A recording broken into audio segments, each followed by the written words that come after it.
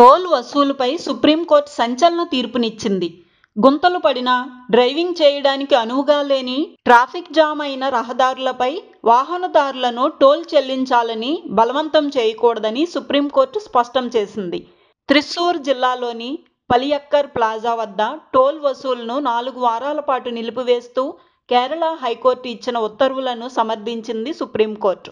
CJI justice BR Gavai నేతృత్వంలోని justice K Vinod Chandran, justice NV అంజరియాతో కూడిన ధర్మాసనం భారత జాతీయ రహదారుల ప్రాధికార సంస్థ, టోల్ వసూలు సంస్థ దాఖలు చేసిన అప్పీల్ను కొట్టివేసింది.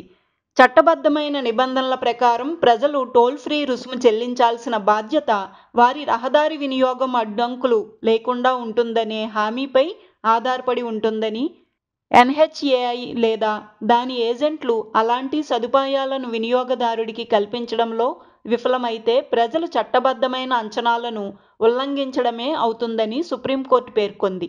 గుంతలు పడిన, రోడ్లు సరిగా లేని వాటిపై ప్రయాణించడానికి మరిన్ని పన్నులు చెల్లించాల్సిన అవసరం లేదని, ఆర్థిక నష్టం కంటే పౌరుల సంక్షేమమే ముఖ్యమని సుప్రీంకోర్టు ధర్మాసనం వ్యాఖ్యానించింది.